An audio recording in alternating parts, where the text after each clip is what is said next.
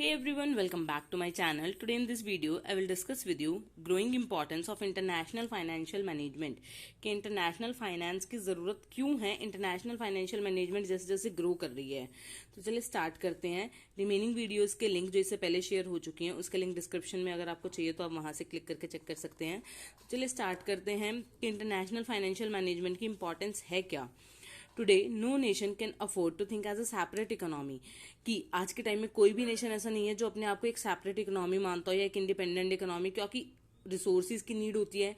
किसी भी कंट्री को लगा लीजिए तो रिसोर्सेज की नीड के लिए एक एक्सचेंज जरूरी होता है कंट्रीज के बीच में। तो कोई भी नेशन जो है वो इंडिपेंडेंटली वर्क नहीं कर रहा। फाइनेंशियल रियलिटी क्या है कि money knows no national boundary. Money कोई भी बाउंड्री नहीं मानती, मनी सब जगह एक्सचेंज हो रही है आज के टाइम में। The gradual disappearance of the national economic boundary has led to multiple growth in the international finance activities. National economic boundaries की वजह से, नेशनली बाउंड्रीज की वजह से, इकोनॉमिक एक्सचेंज होने की वजह से बहुत ज्यादा ग्रोथ आ गई है इंटरनेशनल फाइनेंशियल मैनेजमेंट में। Today the world has become a single gigantic and complex organism. आज के टाइम में वर्ल्ड जो है एक सिंगल ऑर्गेनिज्म, एक बहुत कॉम्प्लेक्स चीज बन गई है जिसमें एक चीज की दूसरे चीज के ऊपर डिपेंडेंसी हो गई है, इंटरनेशनली भी, बिजनेस में भी। तो इसीलिए हमें क्या है, इंटरनेशनल फाइनेंशियल मैनेजमेंट की स्टडी करना, उसकी ग्रोथ इंपॉर्टेंस बहुत ज्यादा बन गया है। The world wide flow of funds has increase due to expanding trade. अब वर्ल्ड वाइड फ्लो बढ़ा है फंड्स का। फंड्स क्या होता है? मनी का ट्रांसफर, एक्सचेंज बढ़ा है due to expanding trade. Companies ने क्या किया, अपने बिजनेसेस बहुत ज्यादा एक्सपैंड करें, and due to which increasing imbalances in the international balance of payments. जिसकी वजह से इम्बैलेंस ना हो तो कुछ GDP all over the world increase हुई है। इसकी वजह से क्या हुआ है, इकोनॉमिक इंटरडिपेंडेंस इंक्रीज हुई है। और इसका रेशियो क्या है, reflected in higher ratio of exports and imports to gross national products. जिसकी वजह से क्या हुआ, इंटरनेशनल बिजनेस आने की वजह से कंपनीज के बीच में या दो कंट्रीज के बीच में क्या होने लग गया, बहुत ज्यादा रेशो में एक्सपोर्ट और इंपोर्ट होने लग गया। तो जिसकी वजह से क्या हो गया, एक्सपोर्ट और इंपोर्ट ज्यादा होने की वजह से क्या हो गया, ऑब्स्टेकल्स फ्री हो गया गुड्स और सर्विसेज का एक्सचेंज नेशन वाइज। अगर किसी को अपनी सर्विसेज प्रोवाइड करनी है तो वो आउटसाइड यानी दूसरी कंट्रीज में जाके भी प्रोवाइड कर रहा है। गुड्स खरीदने हैं तो दूसरी कंट्रीज से भी मंगा रहा है सामान।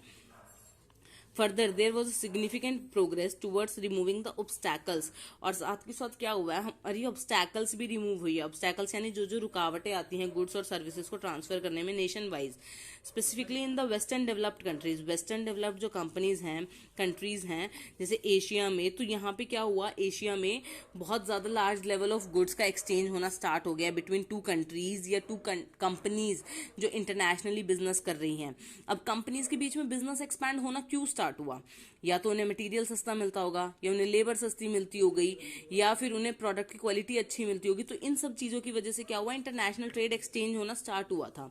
अब ये बढ़ता बढ़ता इतने लार्ज लेवल पे बढ़ गया कि अब इसको मैनेज करने की जरूरत आ गई है। अगर हम इसे मैनेज नहीं करेंगे तो क्या होगा, बाद में बहुत ज्यादा डिफिकल्टी क्रिएट होगी।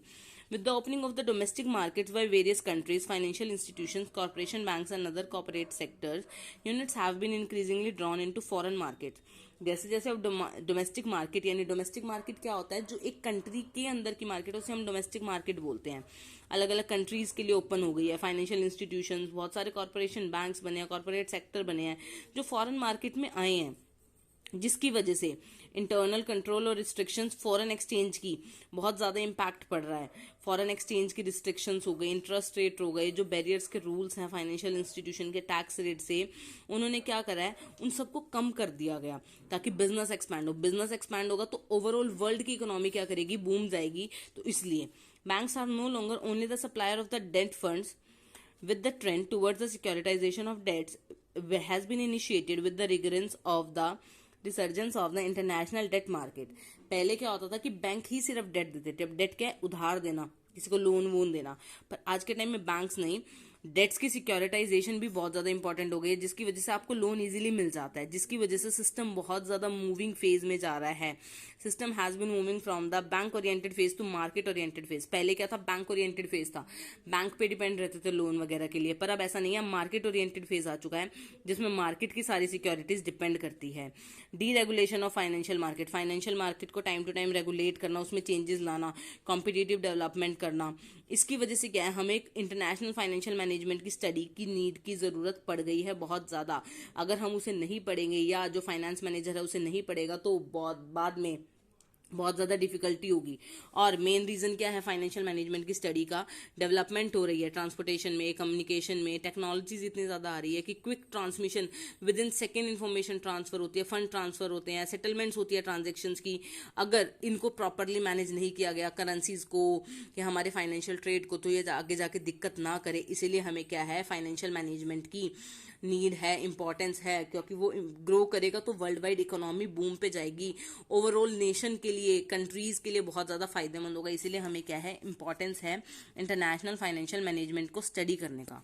तो ये था इंटरनेशनल फाइनेंशियल मैनेजमेंट की हमें नीड क्यों है। अगर आपको इससे रिलेटेड कुछ भी डाउट है तो आप मुझे कमेंट सेक्शन के थ्रू पूछ सकते हैं, और अगर आपको कोई वीडियो का सजेशन देना है तो वो भी आप कमेंट के थ्रू दे सकते हैं। So stay tuned for more videos and thank you for watching this.